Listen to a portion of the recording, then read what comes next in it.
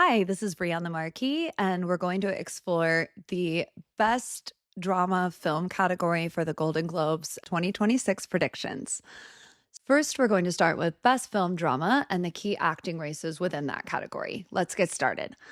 So, this year's Golden Globe lineup is looking far more international than ever, and I think that's the starting point for any serious prediction, especially for the best film drama category. Golden Globes are voted on by about 300 international journalists representing over 75 countries. That's a very different body than the Academy and the Critics' Choice. Far smaller, too, which means voting can be more concentrated, more idiosyncratic, and sometimes more emotional. The Critics' Choice Awards didn't really surprise me at all this year, and I felt confident in all of those predictions, including Train Dreams and Jacob Elordi, which, if you remember, were my personal picks, which I was so happy to see. But the Golden Globes have behaved somewhat differently than other award bodies. And part of that being that they separate drama and comedy, much the same as the Emmys do, and they have a box office achievement category and they keep a non English language category and they allow six nominees instead of the five that the Academy does. So the Globes like to spread the love. For the best film drama, earlier in the season, this looked like it was going to be a Warner Brothers race between One Battle After Another and Sinners. But I think that given all the competitiveness going on behind the scenes with Warner Brothers, with the Netflix versus Paramount, and all of the effort being put into that, they decided to make it to where there wasn't going to be that kind of competitiveness within their own studio. But Warner Brothers was able to avoid that by putting One Battle After Another in the comedy musical category and Sinners in the drama film category, which could have gone either way because Sinners could have easily qualified for the musical side as well. But it allowed where these films were not having to go head to head. Once that happened, the drama category became much less clear cut, I think, than people are making it out to be. So it's not just going to be Sinners and then one battle after another and everybody goes home. I think it's going to be a lot more international than people think. And here's why. So prior to 2021, non English language films have technically been allowed to compete in both the best film category and the non English language film. But voters didn't really catch on to that or exercise it very much prior to now. Parasite won Best Picture at the Oscars, but it won International Film or was nominated in the Golden Globes.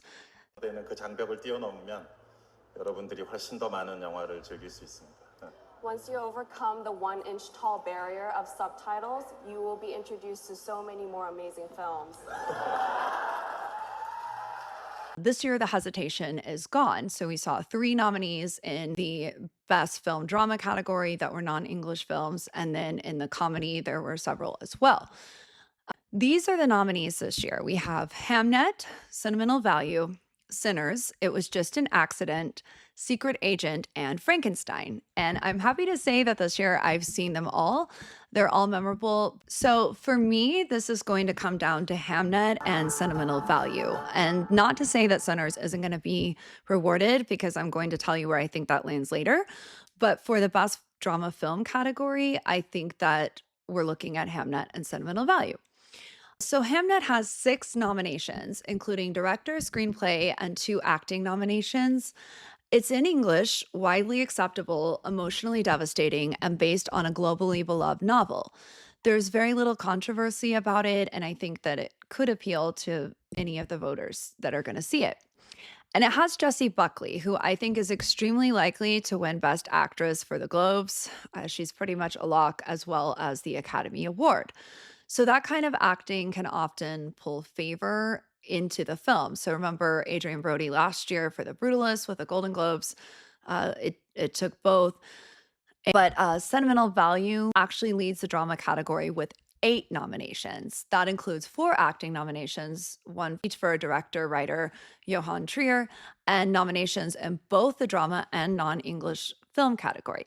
So it's very hard to imagine that a film with that much support is going to leave empty-handed. Where Sinners fits. So Sinners is incredibly unique and absolutely not Oscar bait, which some of the other films have been accused of.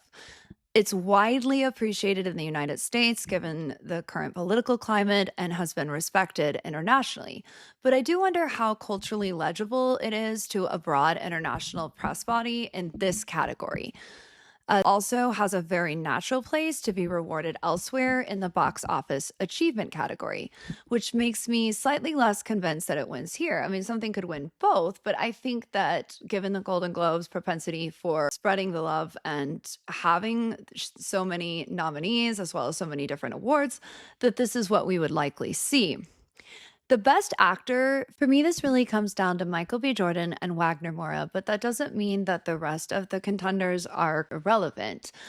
Michael B. Jordan in Sinners. He is obviously the most visible and well known contender here, and the one I think that a majority of people would think is going to win, especially since he's not against Chalamet or Hawke and DiCaprio, who are frontrunners in our comedy/musical category. He's playing twins in Sinners in a vampire musical where he's given a lot of opportunity to showcase his range.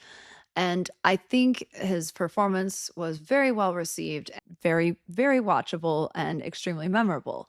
So, if you're looking at this point purely from a popularity and star power standpoint, Jordan is going to make total sense. That takes us to Wagner Moura and Secret Agent. So, Secret Agent is quieter, it's more internal, and arguably harder to pull off. So he's playing someone who doesn't even fully understand the system that he's trapped in or why he's being persecuted. And that kind of moral confusion is not flashy, but it lingers and it's a very haunting performance. We also get a lot more screen time with him. So this is nearly a 3-hour film, and I think he was in the majority of it, pretty much in every scene. Not quite, but this performance and his range starts to accumulate. And I keep thinking about last year how Fernando Torres won for I'm Still Here and Zoe Saldana for supporting actress and Emilia Perez, both non-English films. Torres, I'm Still Here in Portuguese, and Zoe Saldana's performance in Spanish. International voters have shown us very clearly that they will reward performances in non-English films if the work is undeniable. So the other nominees and where they realistically land. Joel Edgerton for Train Dreams, deeply felt. It's going to bring you to tears at the end if you haven't seen it. And that said, it felt like the kind of performance that leads to more great roles, to an actual win down the road or a career achievement, just because the competition is so fierce this year. And if there was an upset between these 6 nominees, this would be the one, would be Joel Edgerton, probably due to vote splitting between Wagner Moura and Michael B. Jordan. Jeremy Allen White for Springsteen, Deliver Me from Nowhere. So when I started my predictions last year, I really thought that Jeremy Allen White was going to be a front runner this season, given all of his prestige with the Golden Globes for The Bear and how much he's loved from Shameless. And he's just an incredibly, incredibly talented guy. And I very much still respect him and I'm super excited to see future projects. And I think he did the best he could with Springsteen, Deliver Me from Nowhere. But that film just didn't land. It was flat. I felt that the script was lacking. I don't really know why this particular film was made. I guess maybe that's kind of the point. If you know that it's about the album that they gave Bruce Springsteen a hard time about making, the name also is just terrible. And I think they should have just left it at Deliver Me from Nowhere. And I'm not sure why they added the Springsteen, but that's besides the point. I don't think we're going to see that win here. Russell Crowe, I think, was missed for Nuremberg. If you haven't seen that, I think that he was a snub and really, really did deserve at least a consideration here. And Dwayne Johnson, Smashing Machine. So I knew that he was going to get a nomination. And if he was going to get one, it was definitely going to be in the Golden Globes because there are the option for 12 acting nominees here, right? And he was absolutely fantastic and he's so lovable anyways. I think it makes you feel good to be able to see that somebody has range when you're not expecting them to. And it gave him the opportunity to make something very meaningful to him. I love the interviews I've seen. And he does just come across as a very, very genuine person. And I actually hope this nomination and this film, The Smashing Machine, opens doors for him to do more dramatic work because he was genuinely compelling. And I think he can do a lot more than what he's been given so far. And he's built a fabulous career from that. But this gave him a lot more street cred with this industry than what we were expecting. Jason Isaacs' Frankenstein, I love this film. I absolutely love Frankenstein. And Jason Isaacs was very, very well cast. But everything else in that film loses steam to Jacob Elordi because he stole the film. He was absolutely fabulous. I think that he's a lot more likely than not to win other awards in the Best Supporting Actor category. And I just don't know. I mean, at Jason Isaacs, it's the contrast. I mean, he's absolutely fantastic, but there was just Jacob Elordi's transformation in Frankenstein was magical. So Jason Isaacs, very glad to see him here. I just don't think that the role gave him enough to pull off a win over B. Jordan or Wagner Moura. And so Best Actor, final take is Jordan versus Moura. Jordan is the obvious popular choice, and Moura is the more globally aligned, performance-driven choice. Best Actress in a Drama Film. And if I'm betting, and I am, my bet is on Jessie Buckley, Hamnet. Jessie Buckley's performance in Hamnet is extraordinary. I've already covered it. It's not loud, it's not showy, it's not engineered for clips. It is deep, and you get it. You watch her performance and you understand the movie and why it's receiving all the buzz that it is. And she just phenomenal. This is a kind of performance that unfolds slowly and then just doesn't let go. And you're going to remember it and it's going to haunt you. And when you go through certain moments or know other people that do in their lives, you'll remember this performance and it makes you feel. And I talked about this during my Critics' Choice predictions, which we got right. And I don't see any reason that the momentum for her is going to stop here. I think that we could be looking at a clean sweep. Now, there might be a little bit of an upset with the SAG Awards, but other than that, I think Jessie Buckley is going to take this completely home. If there were to be another major contender here, it would be Renate Reinsve for Sentimental Value.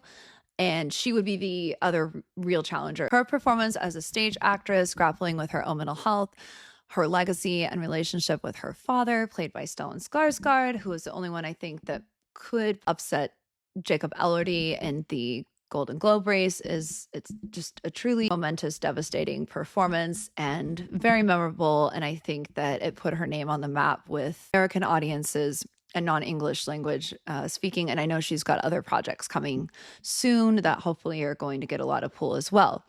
She's subtle, painful, and beautifully controlled, and Sentimental Value is very clearly loved by this voting body. So why the rest of the field feels less competitive? Jennifer Lawrence, Die My Love. Jennifer Lawrence is always good. The film didn't really get a lot of traction, so I think that works against it. I think this is more of a respect or the number of people within the category. Julia Roberts, After the Hunt, both Julia Roberts and Jennifer Lawrence are already winners. So it's an obvious fit to just, put them in these categories.